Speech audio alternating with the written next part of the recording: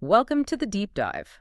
We're all about taking complex stuff and making it, well, really clear and useful for you. Helping you cut through the noise. Exactly. And today, we're plunging into the really fascinating world of growing mushrooms right at home. Yeah, it's become super popular. It has. We've dug through a ton of material from the Spore and Sprout YouTube channel. Great resource. Very comprehensive. So our mission here is to give you the solid basics, the practical know-how for growing mushrooms. From these super easy methods for beginners. All the way to some pretty advanced techniques and even some surprising ways to use fungi beyond just cooking. Right, there's a lot more to it than you might think. Okay, so let's kick things off. Let's do it. First up, let's try and wrap our heads around the mushroom life cycle. Specifically, mushrooms. It's pretty incredible. It really is. It starts with these tiny microscopic things called haploid basidiopores, like little single-celled seeds. Yeah, think of them that way. They germinate, grow into these thread-like structures. Haploid mycelium. Exploring their environment, right? Exactly. And what's really foundational here is understanding just how complex this seemingly simple organism's life is. Okay. So when two of these individual fungal threads, the hyphae, meet, and they have to be genetically compatible, like opposite mating types, they can fuse together, but it's not like their nuclei combine immediately. Instead, they form this new fungal partnership. It's called eukaryotic mycelium. Eukaryotic, okay. And it's this unique genetic setup that gives it the power, essentially, to form the mushroom itself. Wow, okay, so this eukaryotic mycelium, that's the main builder. That's what creates the actual mushroom we see. Like the architect, yeah. The fruiting body. And then from the gills, under the cap, new spores come out, right? Completing the cycle. Precisely. They disperse, land somewhere new, and it all starts over. It's a continuous loop. It's amazing. Such a self-sustaining process. And, understanding these stages, that's basically your roadmap for cultivation. Right. Because each step needs slightly different conditions to encourage the fungus to fruit. Which leads us straight to the big question. Why bother growing mushrooms at home anyway? Good point. I mean, apart from it just being really cool to grow your own food. Yeah, there's a satisfaction there. Totally.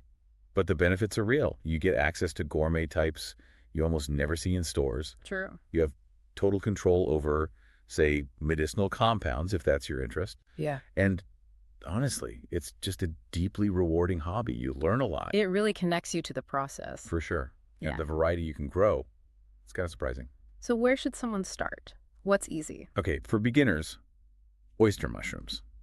By far the most accessible. Why is that? They're just incredibly adaptable. They colonize substrate really fast. They're like the gateway fungus for home growers. Gateway fungus, I like that. And they come in all sorts of colors and shapes. Plus, and this is a game changer, for growing inside, they've developed sporeless strains. Oh, that's huge. Because spores can make a mess, right? Exactly. Sporeless strains mean no cleanup headache. You've got king oyster, golden, white, Italian, even pink oyster, which actually turns the mycelium pink. Pretty cool. That sporeless thing sounds brilliant for countertops. Okay, what else is good for starting out? Well, if you want flavor, the chestnut mushroom Foliota adipose is fantastic. Chestnut. Tell me about it. It's got this interesting spiky look, a really rich buttery taste, and a nice firm texture. Holds up great in cooking, sautéing, roasting, whatever. And get this, it's super resilient. You can apparently grow it from spawn that's like a year old. Wow, really? That says a lot about how tough fungi can be. It does. It highlights that resilience. Then you've got the black poplar pepino mushroom. Yeah, people love it for its earthy, nutty flavor. It gets this wonderful aroma when you cook it. And it's versatile, too. Grows in different containers, even simple plastic tubs. Dub tubs, they call them. Dub tubs, okay. Any quirks? Just one thing. The mycelium on the surface can turn a bit brown if you don't stir or disturb it occasionally. Not a big deal, though. Got it. What about those long, skinny ones you see sometimes? Ah, white enoki. Very popular, especially in Asian markets. They get that long, slender shape because they're grown in high humidity with not much air exchange. Interesting. So the environment shapes them that much. Absolutely. And different strains can look different, too. Some are more rounded and fuzzy. Others are really long and stringy. Fascinating. Okay, moving up slightly. Shiitake or a no shiitake. Right, but growing them is super interesting. They have these unique stages. There's a popcorning phase. Popcorning? Yeah, the mycelium gets this bumpy, sort of popcorn-like texture. Then it has to go through a browning phase. Okay. The whole thing can take about 2 months. And they really don't like being disturbed during that time. 2 months. So patience is key. Definitely. And they're a bit picky about their food. Yeah. They don't like substrates that are too nutritious. Huh. Counterintuitive. It is. Now, if you really want a challenge, chicken of the woods. Oh, yeah, I've heard of that one. Looks amazing. It does. Super vibrant. And the taste and texture are uncannily like chicken. Seriously? Yeah. But it's notoriously difficult to grow indoors. Needs really specific conditions nailed down. Okay, maybe one for the future list then. What about medicinal ones? Big category. Reishi Ganoderma lucidum is probably the most famous, often called the mushroom of immortality. Wow. What's special about growing it? Well, it can grow in two distinct forms. Hmm? If you give it high CO2, it grows these cool antler shapes. Antlers. Like deer antlers. Kinda, yeah. But if it gets more oxygen, it forms the classic conch or shelf shape. And the colors are amazing: reds, whites, yellows. Very striking. What else in the medicinal or tricky to grow category? The woods, or Metagraphola frondosa. Right. Like you see that in fancy restaurants sometimes. Expensive. Exactly. It's mostly wild harvested because finding a strain that actually fruits reliably indoors is tough. But the taste. Oh, it's amazing. Mm-hmm. Meaty texture, sort of spicy nutty flavor, and it contains L-glutamate. The umami compound. Yeah, a natural flavor enhancer, makes everything taste richer.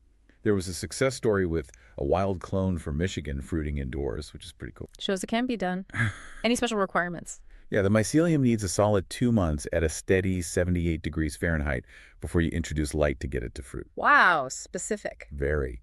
And speaking of specific needs, portobello or button mushrooms, the common one. Yeah, you'd think they'd be easy. Actually, no, they're quite advanced for home growers. They need particular microorganisms in their casing layer, the top layer of soil, to trigger fruiting. It's a whole different game. Good to know. Manage expectations. What about outdoor growing? Winecap mushrooms, Stropharia rugosoenulata, are great for that. They call it the garden giant. Garden giant. Why? It grows incredibly fast outdoors, sometimes fruiting in under 2 months, and it has this distinct dark purple cap. Cool. Any others people might know from the wild? Turkey tail, tremets, versicolor, very popular medicinal you find on logs. Can you grow that inside? You absolutely can, and it's often better because you avoid bugs and contaminants you might get outdoors. Makes sense. And one more, pheasantback, or dryad saddle, Puliporus squamosus. Interesting name. Yeah, the cap looks a bit like pheasant feathers, and one of the first to pop up in spring. Any growing quirks? Its mycelium can sometimes turn dark, almost black or brown, and ooze this dark liquid. It's just metabolites, a natural thing for this species. Okay, wow. That's quite a list. Lots of options to think about. Definitely something for everyone, from easy to expert. All right, so let's say you're inspired. You want to start. Where do we begin? The absolute bedrock. Sterility. Non-negotiable. Right. This is where things get serious. Explain why it's so crucial. Okay, think about this. If you just left a cup of apple juice out on your counter, what happens after a few days? Ugh, mold. Green fuzzy stuff. Exactly. And why? Because the air around us all the time is full of mold spores, bacteria, yeast, just floating around. Now, the stuff you use to grow mushrooms grain, substrate, it's super nutritious. Yeah. Not just for your mushrooms, but for all those airborne competitors. Ah, so you're creating a feast, and you need to make sure only your invited guest gets to eat it. Precisely. You have to eliminate those competitors before you introduce your mushroom culture. Otherwise, it's game over before you start. So how do you achieve that level of clean? Sterilizers are key. A good pressure cooker is essential. Those big 23-quart Prestos are popular, or the all-American ones. There are even electric sterilizers now for more automation if you want to invest. And pressure cooking gets hot enough to kill everything. Under pressure, yes. 15 psi gets the temperature high enough to kill bacteria spores, mold spores, everything. For some things, like brown rice flour jars or maybe corn grain, thorough steam sterilization might work, but pressure is the gold standard for reliability. Okay, sterilize your food source. Got it. What about the air? You said it's full of stuff. Right. That's where your clean work area comes in. The absolute best tool is a laminar flow hood. Sounds fancy and expensive. Professional cleanroom ones, yes, thousands. But here's the great thing. You can build a really effective DIY version for maybe around $500. Really? How? Basically, it's an MDF box, a high-quality HEPA filter, that's the key part, and a blower motor. It creates this stream of sterile, filtered air blowing towards you. Like an invisible shield against contaminants. Exactly. It pushes all those airborne spores away from your work. It's a game changer for reliability. Okay, but $500 might still be a stretch for someone just starting. What's the entry-level option? The still air box, or SAB. Yeah. Absolutely critical if you don't have a flow hood. How does that work? It's simple but effective. Usually just a large, clear, plastic storage tote with armholes cut in the side. Uh-huh. The idea is you clean the inside thoroughly, put your sterile materials and tools inside, and put your arms through the holes. Because the air inside is still, airborne contaminants tend to just settle down, not float onto your work. So it doesn't actively filter, it just calms the air. Exactly. It dramatically reduces the chances of something unwanted landing on your agar plate or grains. There are portable versions too, like the North Spore Knock Box, which offer more space than a basic tote. Essential for working with sensitive stuff. Okay, flow hood or SAB. Yeah. Got it. Anything else for basic hygiene? Oh yeah. Basic sanitation is paramount, no matter your setup. Wipe everything down with 70% isopropyl alcohol. Your work surface, your tools, the bags or jars, your hands. Everything. Everything. Wear gloves, wear a mask. These simple steps are like the unsung heroes. They cost almost nothing but make a huge difference in preventing contamination. Makes total sense. Discipline pays off. Absolutely. Once you've got that sterile environment dialed in, you're ready for the next really foundational step, making cultures. Cultures. Right. This is where you actually propagate the mushroom itself. Exactly. This is the starting point for potentially an unlimited supply of mushrooms from just one initial sample. Unlimited mushrooms. Sounds good. Where does it usually begin? Often with agar plates. Think of them like little petri dishes filled with a nutrient jelly. Okay, what are they for? So many things. You use them to germinate spores, to clone a mushroom you like, whether it's fresh, wild, or even dried, or to clean up a culture that might have some contamination. Cleaning up. How? Mycelium grows across the surface, right? If there's a contamination spot, you can often take a tiny, clean piece of mycelium from the edge, far away from the mold or bacteria, and transfer it to a fresh plate. It's how you isolate healthy genetics. Ah, clever. Isolating the good stuff. Precisely. And crucially, you use agar plates to test your liquid cultures before you use them on a big batch of grain. Make sure they're clean. Batch testing. Smart. So what's in this agar stuff? Usually it's a mix. Okay. Nutrient agar powder, which might contain light malt extract, maybe some potato starch or dextrose, plus agar powder, that's the gelling agent, comes from seaweed. Mix it with water. Simple enough? Any tricks to making them? The key is often getting the temperature right when you pour the hot agar into the plates. Pour it too hot, you get condensation on the lid, which can cause problems. Pour it cool, it starts setting. Around 125 degrees Hoff is often a good target. Then you wrap them in film or tape to seal them. Okay. Is there an easier way? Less fiddly pouring? Yes, the no-pour agar plate method. This is a great hack. Tell me more. You use small containers, often polypropylene twist-top ones, that can survive the pressure cooker. You mix the agar and water directly in these containers, put the lids on loosely, and pressure cook them. So you sterilize the agar in its final container? Exactly. No pouring in open air means way less chance of contamination sneaking into that stage. You just let them cool, tighten the lids, and they're ready. That sounds much less stressful. How long do these plates last? On a shelf in a cool, dark place. Easily 6 to 12 months. If you make culture slants, which are tubes with thicker agar stored upright, they can last even longer. Okay, slants for long term. Got it. Now, cloning. You mentioned cloning mushrooms you like. How do you do that? Several ways. One of the easiest is a needle biopsy. Biopsy. Sounds medical. Kind of, but simpler. You take a sterile hypodermic needle, carefully take a tiny core sample from inside a fresh mushroom. The internal tissue is sterile, and then inject that tissue directly into a liquid culture jar. Injecting mushroom tissue. Yep. It's fast, often quicker than waiting for spores, and works even for mushrooms that don't drop spores easily. Cool. What's another way? Direct tissue transfer onto agar. This works great for grocery store mushrooms like enoki, shiitake, even portobello if you want to try growing them, or wild mushrooms you find. Ow! You don't cut the mushroom open that drags surface contaminants inside. You rip it in half cleanly. Rip it. Yeah, exposes the clean, sterile tissue inside. Then, using a sterile scalpel or blade, you take a tiny piece, like the size of a grain of rice, from that inner tissue and place it onto your agar plate. And hope it grows. Exactly. Always do a few plates, just to increase your odds of getting a clean transfer. Makes sense. Can you clone dried mushrooms too? You mentioned that. Surprisingly, yes, sometimes. The key is how they were dried. If they were dehydrated gently, say below 130 degrees air, about 55 degrees C, the cells might still be viable. How do you try it? You take a small piece of the dried mushroom, place it on an agar plate, and add a drop of sterile water to rehydrate it right there on the agar. Wow. What if they were dried hotter? Then it's much tougher, probably impossible. High heat kills the cells, but low temperature drying, worth a shot. Okay, cloning is one way. What about starting from spores, like the very beginning? Classic method. Make a spore print. Super simple. Aha. Take a fresh mushroom cap, place it gills down on a piece of clean aluminum foil, maybe add a desiccant packet nearby to keep things dry. Cover it with a bowl or container. Yeah. Leave it for, say, 8 to 12 hours. And the spores just fall out. Yep. They drop onto the foil, creating a pattern in the print. You carefully fold the foil, put it in a baggie, store it somewhere dark, dry, and cold. They can last for years that way. Amazing. Any other way to collect spores? A spore swab. Take a sterile cotton swab. Gently roll it between the gills of the mushroom. The spores stick to the cotton. Store the swab in a sterile bag. Convenient. So once you have spores, print or swab, what next? Put them straight onto grain. You can, but it's risky. Spores aren't guaranteed to be sterile.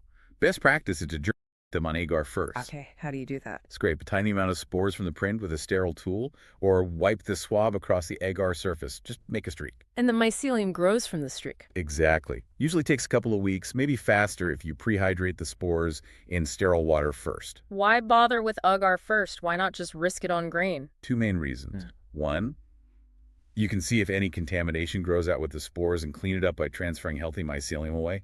Two, spores create multiple genetic individuals. On agar, you can select the fastest, strongest-looking mycelial growth, isolate a good strain for more consistent results later. Ah, quality control right at the start. Makes sense. Totally worth the extra step. Okay, agar plates are crucial. What's this liquid culture, or LC, you mentioned? Ah, LC. This is where you can really scale up efficiently. It's basically growing mycelium in a sterilized nutrient broth sugar water, essentially. And the advantage? You can take one agar wedge or even a tiny bit of LC from another jar or spores and use it to inoculate a jar of this broth. The mycelium grows throughout the liquid. Then you can draw that liquid mycelium up into syringes. So one jar of LC can fill how many syringes? Potentially dozens. It lets you turn one small sample into an almost unlimited supply of easy-to-use inoculation liquid, way faster than using agar wedges for everything. Okay, I'm listening. What goes into this magic broth? It can be super simple. A common recipe is just water and honey. About a tablespoon of honey per 600 milliliters of water. You don't want it too sugary, maybe 4% max. Just honey water. Yep. Pressure cook it for maybe 20-30 minutes at 15 psi. Don't overcook honey, though. It can caramelize and make the LC cloudy, which makes it harder to spot contamination. Okay, other options besides honey? Sure. Light malt extract, LME, is very popular. Maybe a quarter teaspoon in a pint jar of hot water. Gives a nice clear culture. Some people swear by a mix of peptone and LME, just a tiny pinch of each. They say it gives faster, more consistent growth and stays clear. It's a protein digest. Provides nitrogen. Gotcha. Any really low-cost options? Potato water. Seriously. The water you boil potatoes in is full of starches, vitamins, minerals. Strain it, dilute it maybe, sterilize it. Works surprisingly well. Even maple tree sap has been used. It's got natural sugars. Maple sap? That's wild. Okay, so you have your nutrient water. What kind of jar or lid do you need? You need a lid that allows for inoculation and gas exchange. Usually people modify standard mason jar lids. Ow! Drill 2 holes. One gets covered with a self-healing injection port. This is often made from high-temperature RTV silicone, or you can buy pre-made adhesive ports. You stick the needle through it to inject your spores or culture, and it seals back up. Okay, injection port. What's the second hole for? Gas exchange. The mycelium needs to breathe. You cover this hole with a filter. It could be micropore tape or specialized filter discs. Some people even put a coffee filter over the lid, held on with a rubber band, just as an extra dust barrier. Right. So sterilize the nutrient water in the jar with this modified lid on. Yep, pressure cook, 15 psi, 20-30 minutes. Or steam bath for maybe 2 hours if you don't have pressure cooker, though it's less reliable. Let it cool completely. Crucial. Then, in your sterile workspace, SAB or flow hood, inject your spores, a wedge of agar, or a bit of existing LC through the injection port. And then? Just wait. Pretty much, but you need to stir it. Daily stirring is important. Stir it? How? Usually you drop a magnetic stir bar into the jar before sterilizing. Then you place the jar on a magnetic stir plate, which spins the bar inside. Ah, okay. What if you don't have a stir plate? You can use a clean glass marble or even just swirl the jar vigorously by hand every day. It breaks up the growing mycelium into smaller pieces. distributing it through the liquid so it grows faster. It also prevents it from just forming a thick mat, a pellicle, on the surface. And it introduces a bit of oxygen. Okay. Where do you keep the jars while they grow? Somewhere dark and warmish. Ideal temps are often 78 degrees at F, 26 degrees C. You'll see the liquid get cloudy, then develop little strands and clouds of mycelium. Sounds straightforward, but what if things go wrong? Troubleshooting LC. Yeah, happens. Sometimes the mycelium gets super thick like cotton candy and clogs a syringe needle. What do you do then? Here's a cool trick. Get one of those small blender blades that fits onto a regular mouth mason jar. Sterilize the blade in the pressure cooker, then carefully swap it onto your LC jar in a sterile environment. And give it a quick pulse. Pulverizes the mycelium just enough. Wow, mini blending your mycelium. Okay, what if it just stops growing, stalls out? It could be a few reasons. Maybe it ran out of nutrients. Maybe it produced too many waste products, metabolites. You might see the liquid darken. Can you save it? Sometimes. Carefully, sterilely, pour or syringe out most of the old liquid, leaving the mycelium at the bottom. Then add fresh sterilized nutrient water, like honey water. Can sometimes kickstart it again. Like giving it fresh food and water. Exactly. Or if you have several jars that just didn't grow much, you can combine the mycelium from all of them into one jar to consolidate. Just pour off the excess liquid first. Smart. What about contamination? Can LC get contaminated? Absolutely. And this is critical. Contaminated LC can look perfectly normal, clear, healthy mycelium, but it will ruin your grain spawn. That's why batch testing is so important. How do you batch test again? Take a tiny drop of LC from each of your jars, combine them in one syringe, and put a drop onto an agar plate. Wait a few days. If anything nasty grows, you know at least one of your jars is bad. Yeah. Then you test each jar individually on agar to find the culprit. Always test on agar first. Got it. Can you ever save contaminated LC? There's a desperate measure, maybe. If it's heavily contaminated, take a syringe of it, inject into fresh, sterile honey water. Don't stir it. Yeah. Let the mycelium try to grow up the side of the glass. Sometimes healthy mycelium will climb above the contamination. You can then try to carefully extract a piece of that clean mycelium from the glass wall and transfer it to agar. Long shot, but possible. Wow. Okay. How long does good LC last? Room temp. Maybe up to 6 months. Refrigerated. Easily over a year. People have used LC that's 4 years old, and it was still viable. Amazing resilience. Incredible. And you mentioned culture slants for even longer storage. Right. They're better than Petri dishes for the long haul because the ice is much thicker, so it doesn't dry out as fast. How are they made? Usually in small centrifuge tubes, like 50 milliliter ones. You mix your agar recipe, LME, agar powder, water. Maybe add a small popsicle stick for the mycelium to climb on. Pour it into the tubes. Pressure sterilize them. Okay. Then, and this is the key, you let them cool and solidify at an angle. So the agar forms a slant with a large surface area. Ah, hence the name slant. Exactly. Once they're cool and solid, check for contamination for a week. If clean, transfer a small wedge of healthy mycelium from a Petri dish onto the slant surface. And store them where? In the fridge. The cold makes the mycelium go dormant. You can revive cultures from slants that are 3, maybe even 5 years old. That's serious long-term backup. Definitely.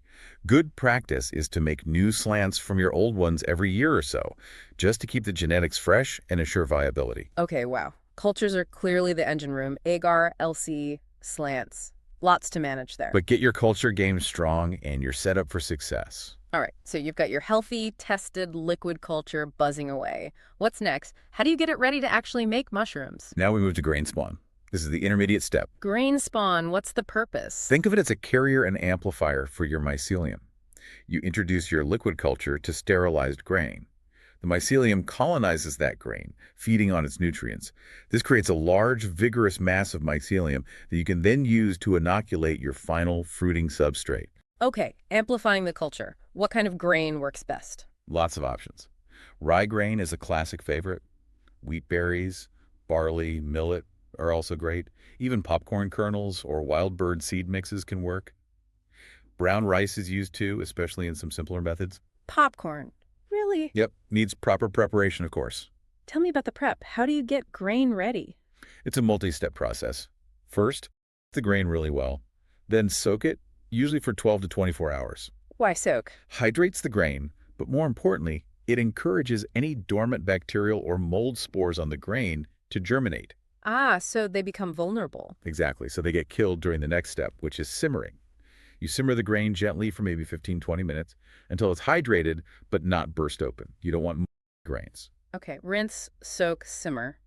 Then, Drain it really well. yeah. Spread it out on a screen or towel to air dry for maybe 10-30 minutes. You want the surface to be dry to the touch, but the inside hydrate. If it's too wet, it can get bacterial. Right, the Goldilocks moisture level. Pretty much. Then you load the prepared grain into special filter patch bags or mason jars, usually filling them about 2/3 or 3/4 full. Don't pack it tight. No, leave room for shaking later. Then, the crucial step, pressure cook it. How long for grain? Longer than LC or agar. Usually 90 minutes at 15 psi is the minimum, up to 150 minutes, 2.5 hours, for larger bags or denser grains like rye. This ensures complete sterilization. Okay, serious sterilization, then cool it down completely. Absolutely. Got to be room temp before you inoculate. And inoculation is just squirting the LC in. Pretty much. In your sterile workspace, SAB flow hood, inject maybe 1 to 2 cc of your tested liquid culture per quart jar, or a bit more for larger bags. You can also use spores directly, but LC is much faster.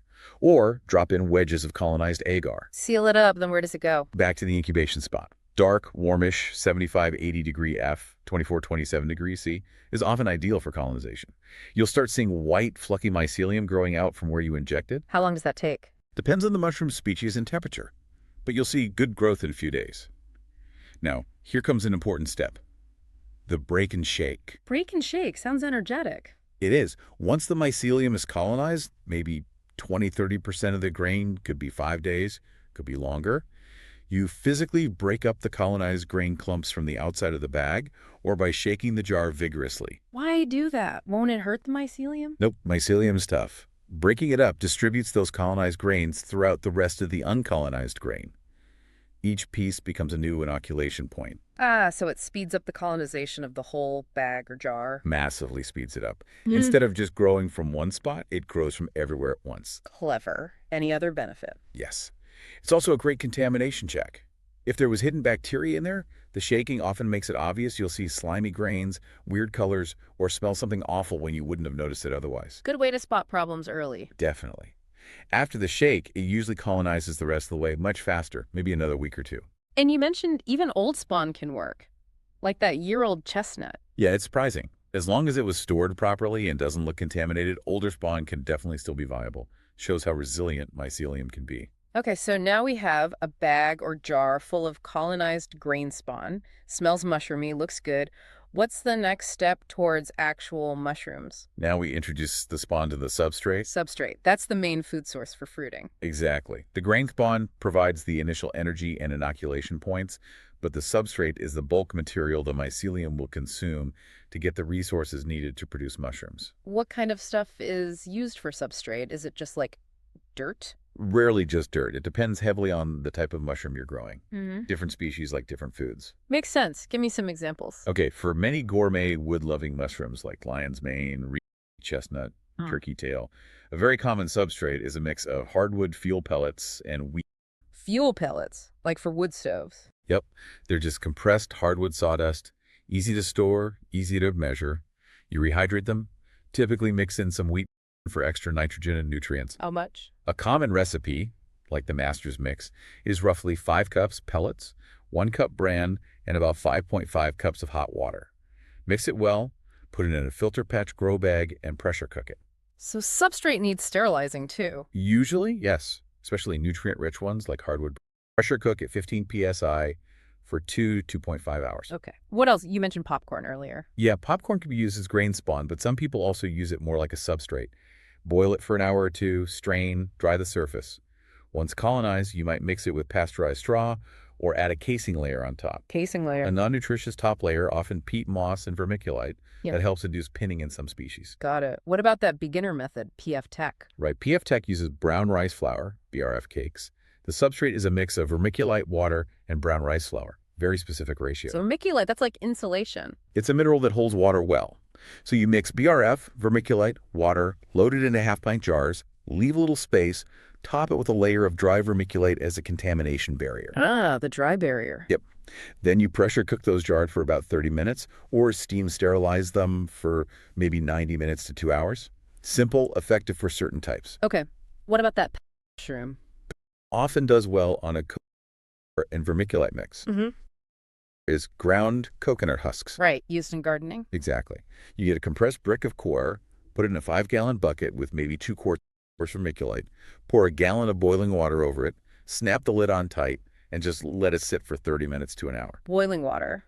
Does that sterilize it? Not quite sterilize, it pasteurizes it, kills off most competitors, but leaves some beneficial microbes. It's efficient for because it's not super nutritious.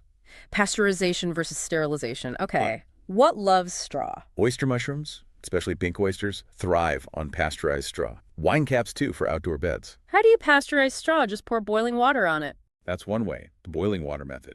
Chop the straw finely, put it in a bucket or cooler, pour boiling water over it, close the lid, let it sit for an hour or so, then drain well.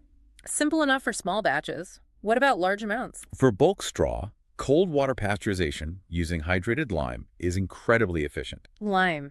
Like in cement. No, specifically hydrated lime, calcium hydroxide, low in magnesium. You fill a big drum like a 55-gallon one with cold water. Add the lime powder until the pH gets really high, around 12 or 13. Super alkaline. Yep. Put your straw in mesh bags, submerge them in the lime water for 12, 16 hours. The high pH kills most competitors. Then just pull the bags out, let them drain for a couple hours. Easiest way to do huge amounts of straw without boiling gallons of water. That sounds like a serious hack for scaling up. It really is. Okay, you mentioned portobellos need something special. Right. They traditionally grow on composted horse manure mixed with chopped straw. It's a whole process involving boiling the straw for days, mixing, composting. Very different. And they need microbes in the casing layer, too. Yeah, that's key for them. Much more complex than most gourmet mushrooms. Okay. Any really weird substrates people have tried? Well, for experimental fun, people have used grass clippings. Yeah. Boil them, drain, mix with spawn. Oyster mycelium will eat almost anything organic. Yields might be low, though. Grass clippings. Oh. Okay. What about books? I think I saw that somewhere. Yes. People have literally hydrated, shredded books with boiling water, wrapped them in foil, sterilized, and mixed with spawn like king blue oyster. Growing mushrooms on books. Yeah, but let's be crystal clear. That is purely for experiment or novelty. Do not eat mushrooms grown on books or paper with inks and chemicals. Seriously unsafe. Just a demonstration of how fungi can break things down. Okay, duly noted. Experiment only. So once you have your prepared substrates, sterilized hardwood, pasteurized whatever, what's next? You mix your colonized grain spawn into it. This is called spawning. What's the ratio? How much spawn? Depends on the mushroom and substrate, but common ratios are anywhere from 1.1 spawn to substrate down to maybe 1.10. Higher spawn ratio usually means faster colonization, but uses more spawn. Mix it thoroughly. Yes. Distribute the spawn evenly throughout the substrate, usually done inside a large plastic tote or directly in the grow bag. If using bags, you'll often use an impulse sealer to seal them shut after mixing. Impulse sealer. A heat sealer that makes a clean seal in the plastic bag. Keeps contaminants out and moisture in. Okay, spawn mixed in, bag sealed, then back to incubation. Yep. Same conditions usually, 75, 80 degrees FAF in the dark. The mycelium now jumps off the grain and starts colonizing the bulk substrate. How long does this take? Again, depends. Chestnut might take 3 weeks. Lion's mane maybe 2-3 weeks. Pheasant back could be 3-4 weeks. Shiitake, as we mentioned, needs that long 2-month maturation after it looks fully white. Patience, patience. The mushroom grower's mantra. Okay, the bag is fully white with mycelium. It feels solid. Now what? The exciting part. Now we initiate fruiting. Time to introduce the conditions that tell the mycelium, okay, time to make mushrooms. What are those conditions, generally? Usually it's a combination of things. A drop in temperature sometimes helps. Definitely an increase in humidity, usually very high, like 85, 95%. A big increase in fresh air exchange, FAE, to lower CO2 levels. And often some light. Light tells them which way is up. Pretty much. It acts as a pinning trigger and a directional cue for many species. Doesn't need to be super bright, indirect sunlight, or simple LED strips often work. Specific temperature ranges are also key, and they vary by species. Like the temps you mentioned earlier, cooler, cordyceps cooler. Exactly. Likes 65, 70 degrees, air 15, 21 degrees, maybe 60, 65 degrees, 15, 18 degrees C. Most common gourmets do well in a general grow tent around 70, 75 degrees, air 15, 24 degrees. Okay, so you need to control humidity, air, light, and temperature. How do people create these environments? What if you're doing a lot? For larger scale home growing, a dedicated grow tent is the way to go. Maybe a 4x4 foot or even up to a 10x10 foot tent. What goes inside the tent? You need systems. An inline fan pulling fresh filtered air into the tent, an exhaust fan, often controlled by a timer or CO2 monitor to pull out stale air and CO2, maybe runs 15 minutes every hour. Okay, air in. A humidifier. Often people DIY these using ultrasonic foggers and a water reservoir with a fan blowing the mist into the tent via ducting. And LED lights. Maybe just simple rope lights for the light signal. Plus temperature control AC or heater depending on your ambient conditions. Sounds like a mini controlled environment. That's exactly what it is. What if you don't need a huge tent, smaller scale? The Martha tent is perfect. It's basically one of those cheap 4 or 5 tier plastic mini greenhouses. Oh yeah, I've seen They're those. kitted out similarly, just smaller scale. Add a small humidifier or mist maker, controlled by a humidistat. Humidistat. Yeah, a device that measures humidity and turns the humidifier on or off to keep it within your set range, like 70. Super useful. Add a small exhaust fan, maybe with ducting, on a timer, waterproof LED strips for light, and a drain pan at the bottom for excess water. A mini automated greenhouse. Pretty cool. Very popular and effective for home scale. Okay, what about really simple, low-tech options? The classic shotgun fruiting chamber, SGFC. So easy. Shotgun. Why the name? Because you drill it full of holes, looks like it got hit with birdshot. You take a big, clear plastic tote, like a 60, 70 quart Sterilite bin, drill quarter-inch holes every couple of inches, all over sides, bottom, lid. Okay, lots of holes. Then what? Put about 3-4 inches of soaked in the bottom. It is volcanic glass, holds lots of water on its surface area. As water evaporates from the it creates humidity inside the box. The holes allow for passive air exchange. So it humidifies itself. Mostly. You still usually need to mix the inside walls with water and fan the lid a few times a day to boost humidity and air exchange. But it's super simple. Great for BRF cakes, colonized ready rice bags, small grow kits. Nice and basic. Can you fruit things without any chamber? Sometimes, yes. Especially with bag fruiting. Remember those filter patch bags the substrate is in? For some species, like or even reishi, you can just cut a slit or X in the bag above the filter patch after it's colonized. And mushrooms grow out of the... Exactly. It provides enough fresh air to trigger pinning right there in the bag. Often they'll grow tall, reaching for more air. After you harvest, you can sometimes tape it up, wait, and get a second flush. Super simple for beginners. That sounds incredibly easy. It leverages the mushroom's own drive. Antlers are grown this way too, in vitro. Ow. Leave the colonized bag upright, maybe inflate it a bit with sterile air. The high CO2 environment inside the bag encourages that antler growth form. Then you can either harvest the antlers or cut the bag open and put it in a chamber to get the conch shape. Wow. And didn't you mention lions make fruiting with basically no controls? Yeah, that was a wild observation. Perfect lion's fruits grown in basically a dark closet, no added humidity, no fans, no temp control, just ambient, cool Michigan fall weather, 40, 70 degrees hours. Shows how adaptable some strains can be under the right passive conditions. Don't expect it always, but it happens. Nature finds a way. What about buckets? Bucket growing is another simple, often outdoor or semi-outdoor method. Take a 5-gallon food-grade bucket, drill holes around the sides. Okay. Layer your colonized grain spawn with pasteurized substrate, usually chopped straw, inside the bucket.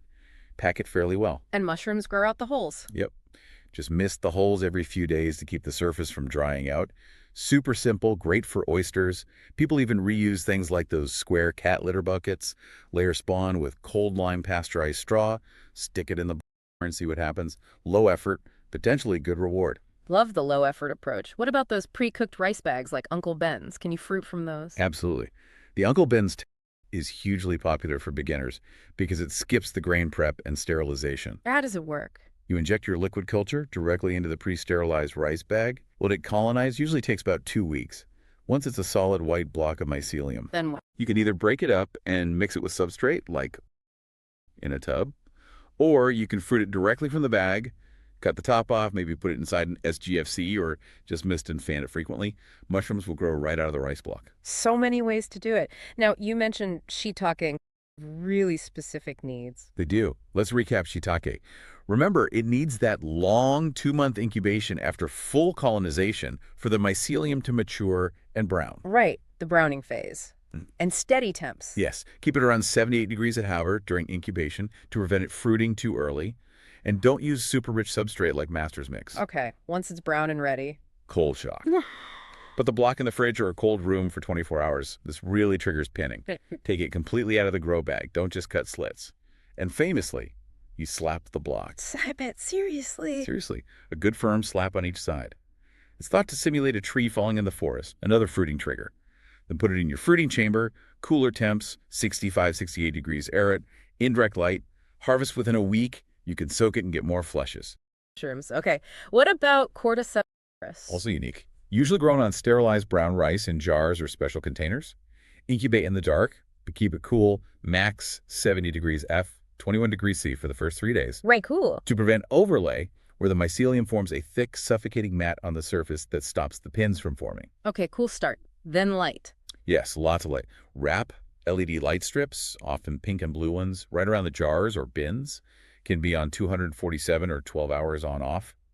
And keep the fruiting temperature cool, 65, 68 degrees F, 20 degrees. Long till harvest. Pins appear in about 2 weeks, but they take a while to mature, maybe 50, 60 days total from inoculation. Long, orange, finger-like things. Fascinatingly specific requirements for those two. Definitely requires more precision than oysters. Okay, so inevitably things will go wrong sometimes. What's the most common troubleshooting issue? Contamination, hands down. Green mold, bacteria, other unwanted guests showing up. What do you do when you see it? Panic. Don't panic, but act fast. Get the contaminated block or bag out of your clean fruiting area immediately. You don't want those contaminant spores spreading to your healthy projects. Throw it away. You can. Or, here's a tip. Take it outside. Mm-hmm. Put it under a bush near a woodpile, somewhere shady and damp. Especially with something aggressive like oyster mushrooms, they can sometimes overcome the contamination outdoors and still give you some fruits. Turn failure into a bonus harvest. Nice. Waste not, want not. What if contamination hits your agar plates? You can often salvage the culture if there's still some clean mycelium visible. Carefully transfer a tiny piece of the healthy growth furthest from the contamination onto a fresh plate. What if the contamination is really close or seems mixed in? Try transferring to water agar first. That's agar made with just water, no nutrients. Mushroom mycelium can usually survive and grow slowly on it, but bacteria often can't. Gives the mycelium a chance to outrun the contamination. Then transfer clean growth from the water agar back to nutrient agar. Water agar, another good trick. Any other agar magic for contamination? The agar sandwich method is brilliant for bacteria mixed in the mycelium. Sandwich. You pour a thin layer of warm, sterile agar on top of your contaminated culture plate. Let it solidify. The healthy mycelium will often grow upwards through that new, clean layer, leaving the bacteria trapped below. Then you can take a clean transfer from that top growth. That is seriously like a filter. Exactly. Fungi are amazing problem solvers. What about stalled growth? Mycelium just stops. We touched on LC, but what about grain or substrate? Could be temperature issues, could be lack of air in the bag, could be it ran out of easily accessible nutrients, or sometimes it's just a week or old culture. Check your conditions first. Sometimes a shake can help redistribute things. And you mentioned even year-old spawn or substrate can still work. Yeah, don't give up on old materials too quickly. If they look and smell okay, just mushroomy, give them a shot. That chestnut experiment showed remarkable viability. Fungi want to survive. They really do seem incredibly resilient, which kind of brings us beyond just growing them. What about their other uses? You mentioned medicinal benefits. Absolutely. If we zoom out, connect this to the bigger picture, many of these fungi aren't just tasty. They have some potentially profound health benefits. It's a huge area of research and traditional use. Let's talk about some of the big ones. Lion's mane seems to be everywhere now. What's the deal with it? Lion's mane is fascinating. It contains unique compounds, specifically an aromatase, that studies suggest can stimulate the production of nerve growth factor, NGF, in the brain. NGF, what does that do? NGF is crucial for the survival, maintenance, and regeneration of neurons. So the idea is that lion's mane might help repair damaged nerve cells, support the creation of new neural pathways, enhance cognitive functions like memory and focus, and promote neuroplasticity. So brain health, basically. That's the main focus. It's being heavily researched for potential neuroprotective effects, even in the context of Alzheimer's and dementia prevention or support. Wow. Okay. What about turkey tail? You said it's a popular medicinal. Yes, turkey tail is renowned for its immune-supporting properties. It contains powerful polysaccharide compounds, particularly polysaccharide peptide and polysaccharide. And these do what? Research indicates they can significantly enhance the activity of various immune cells, like natural killer cells and T cells, help regulate immune responses, and generally support overall immune function. PSK, in fact, is an approved anti-cancer drug adjuvant in Japan. So serious immune support. It's one of the most researched medicinal mushrooms for that reason. And cordyceps, you mentioned earlier. Right. It is chemically similar to adenosine, a molecule involved in energy transfer. It interacts with receptors, which might explain why it is often associated with increased energy, stamina, and athletic performance, potentially acting similarly to caffeine, but maybe smoother. Interesting. Energy without the jitters, maybe. Possibly. It's also packed with other goodies. Nucleotides, polysaccharides, sterols, proteins, amino acids.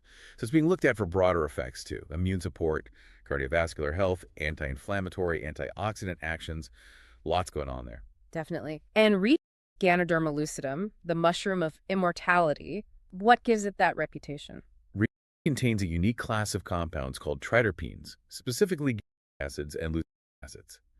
These are thought to be responsible for many of its benefits. Like what? Anti-inflammatory effects, antioxidant activity, potential anti-cancer properties by various mechanisms, and it's also considered an adaptogen, helping the body cope with stress. It has a long, long history of use in traditional Asian medicine for longevity and vitality. Makes sense why it's so revered. Okay, one more interesting one. Chaga in a Notus obliquus. You said it's not technically a mushroom. Right. It's basically a hardened mass of mycelium that grows primarily on birch trees in cold climates. It looks like burnt charcoal on the tree. And it's good for you. Incredibly so, according to antioxidant measures.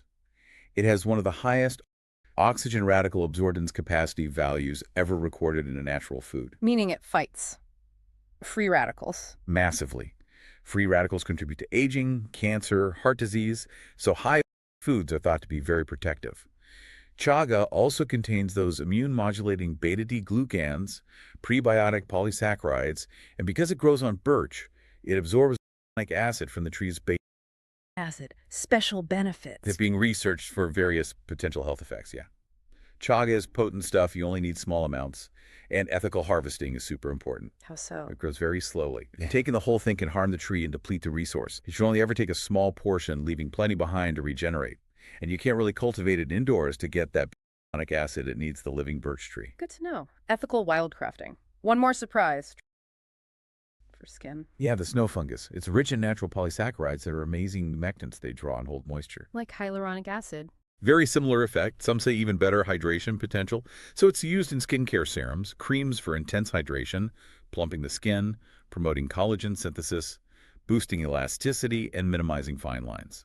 Anti-aging from a mushroom. Who knew? Fungi are just full of surprises. They really are an incredible kingdom. Okay, medicinal and skincare. But let's not forget, they taste amazing too. This is where it gets really interesting for everyday use. Absolutely. The culinary potential is huge. You mentioned chicken of the woods tastes like chicken. It's uncanny. The texture and flavor profile are so similar. People batter and fry it like chicken fingers or nuggets. It's a fantastic meat substitute. I need to try that. And lion's mane. You said brain food, but how does it taste? It has this delicate, slightly sweet seafood-like flavor, often compared to crab or lobster meat. Really? Seafood? Yeah, which makes it amazing in things like vegan crab cakes. But it's also like tofu in that it absorbs flavors beautifully. Saute it with garlic and butter or herbs. Fantastic. Versatile. What about the classic? Shiitake has that deep, robust, meaty flavor. Very earthy, woody, with that unmistakable umami richness. Adds depth to everything. And hen of the woods beyond the L-glutamate. It has a wonderful meaty texture, almost chewy in a good way, and that unique, spicy, nutty flavor. Really satisfying. What about some of the others? Black poplar? Earthy and nutty again, but it develops this really lovely, almost sweet aroma when you cook it. Very pleasant. Those orange fingers. They have a savory umami taste, maybe a bit nutty like chestnut. And their long, thin shape. People use them as a fun noodle substitute in soups or stir-fries. Mushroom noodles. Love it. And chestnut itself. Rich, buttery flavor, firm texture that doesn't get slimy.